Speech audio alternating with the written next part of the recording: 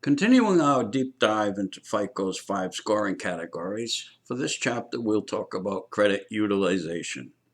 Credit utilization basically means how much available credit you have compared to how much you're using. Do you have $10,000 worth of credit and you're using $1,000? Then you have a very excellent utilization ratio of 10%. If you're using 9,000 out of that 10,000, you have a very poor credit utilization rate of 90%. But like most things in the credit scoring world, there's a little more to it than that. We're now going to talk about category 3, credit utilization.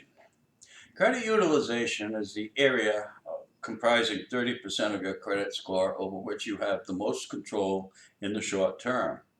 If you are planning on buying a home or a car or making a considerably serious financial application, you can definitely, in the short term, you can affect your credit score either way, really, but you can affect it in a positive way by reducing your utilization.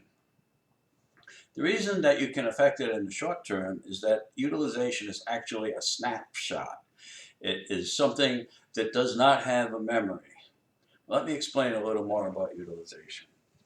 The credit card numbers are judged differently than installment or mortgage loans because a credit card, there is no recourse. It's simply your word that you'll pay it back, where of course with a car loan or with a mortgage, there's security. The car could be repossessed, the mortgage could be foreclosed upon.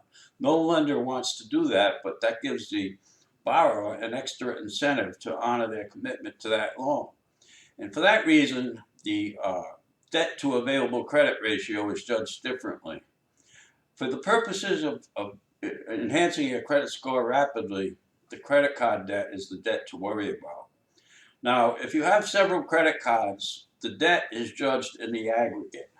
In other words, if one credit card has a limit of $1,000, another credit card has $2,500, another credit card has $5,000, you just add up the limits on all your credit cards, in that case it would be $8,500, and deduct the amount that you owe, and that is your debt to available credit ratio on your credit cards.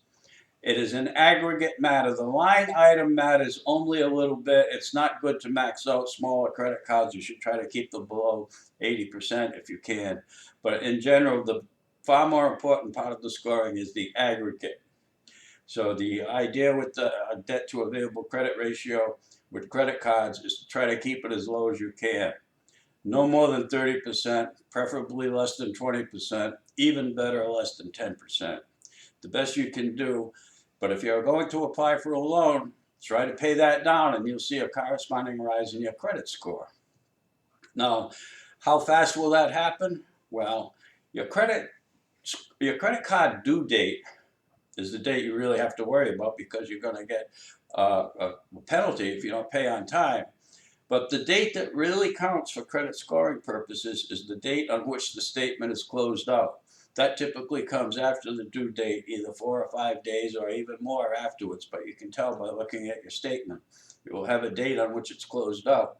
As long as the statement is paid before it's closed out, that is the amount that will be reported to the credit reporting agencies that month. I know this particular subject is a little difficult to wrap your mind around. I had a little difficulty myself when I first started studying it. But the truth of the matter is that the due date is not the date on which the statement closes out. At least usually it isn't. It wouldn't be because they have to get your money in to calculate your interest for the month. So if you can get the money in before the statement closes out, that will be the date that the credit reporting agency has if they take a snapshot of your credit that month.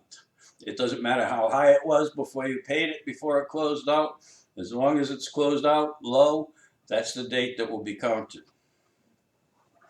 The credit snapshot, the percentages are in buckets of 4 or 5 points usually. And by that I mean that basically sometimes a small difference can jump your score by 4 or 5 points. And that 4 or 5 points can be very important when you're applying for a loan. And that is why it is so important to leave no stone unturned as far as the details of being on top of your debt to available credit ratio. Remember, this is the thing that you can control the most. Old delinquencies, it may be out of your control at this point, they'll age out as time goes by, but this is something you can control right now on a near-term basis if you have in mind to be applying for a loan soon. Your automobile and your house, you should be probably, hopefully less than 80%, but early in the life of the loan, they're not going to be. But the debt to available credit ratio is not as important on them as it is on the credit cards. So paying them down probably won't affect your score very much. Concentrate on your credit cards, paying them down, and your score will take a nice jump, and you can manipulate this in the short term.